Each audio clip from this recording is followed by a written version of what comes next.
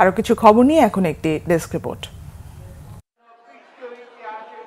বিএনপির স্থায়ী কমিটির সদস্য ডক্টর আব্দুল মঈন খান বলেছেন, নতুন বাংলাদেশে গণতন্ত্র ফিরে আসুক। আশাবাদ জানান, সুষ্ঠু নিরপেক্ষ নির্বাচনের মাধ্যমে 12 কোটি ভোটার যেন যাকে খুশি তাকে ভোট দিতে পারে। সন্ধ্যায় নরসিংদী বড়বাজার বণিক সমিতির দোয়া ও ইফতার মাহফিলে প্রধান অতিথির বক্তব্যে তিনি কথা বলেন।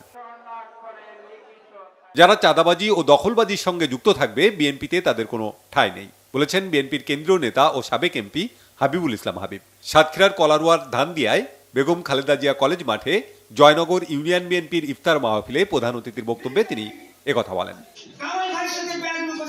বিএনপি চেয়ারপারসন বেগম খালেদা জিয়ার সুস্থতা ও ভারপ্রাপ্ত চেয়ারম্যান তারেক রহমানের দীর্ঘায়ু কামনায় ইফতার ও দোয়া মাহফিল হয়েছে ফরিদপুরে। যুবদলের কেন্দ্রীয় কমিটির সাবেক সহসভাপতি মাহবুবুল হাসান ভুইয়া পিঙ্কুর উদ্যোগে গোয়ালচামটের বাসভবনে এর আয়োজন করা হয়। ইফতার পূর্ব সংক্ষিপ্ত আলোচনায় মাহবুব হাসান ভুইয়া পিঙ্কু বলেন, স্বৈরাচার পতনের দীর্ঘ 7 মাস পরেও একটি স্থিতিশীল পরিস্থিতির মধ্যে যেতে পারছে না দেশ। দ্রুত সময়ের মধ্যে নির্বাচন দেওয়ার আহ্বান জানান তিনি। 5 শতাধিক হতদরিদ্রের মাঝে ইফতার ও উপহার সামগ্রী বিতরণ করেছে খাগড়াছড়ি সেনা region. Cantonment public school and college মাঠে রিজিয়ন কমান্ডার ব্রিগেডিয়ার জেনারেল শরীফ মোহাম্মদ আমান হাসান এই ইফতার ও ঈদ সামগ্রী বিতরণ করেন।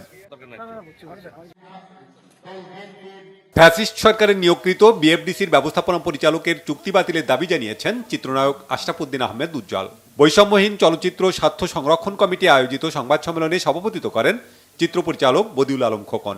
এতে উপস্থিত ছিলেন বিএনপির কেন্দ্রীয় নেতা ও প্রযোজক এম এ মালেক, জাসাস কেন্দ্রীয় কমিটির সদস্য সচিব জাকির হোসেন রোকন, সম্মিলিত সাংস্কৃতিক জোটের মহাসচিব রফিকুল ইসলাম সহ চলচ্চিত্র অঙ্গনের আরও অনেকে।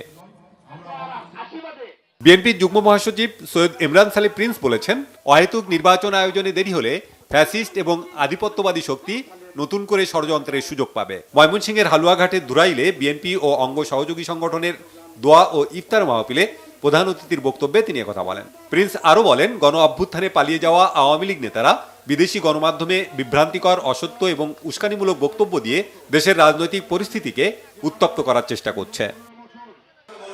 গ্র্যান্ড ইফতার, মেজবান ও বর্ণিল মিলন মেলা করেছে Presidency university.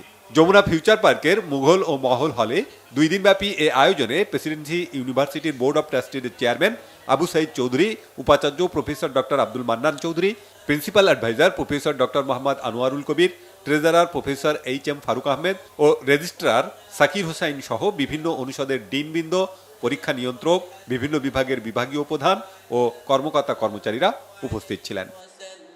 Banglavision news desk.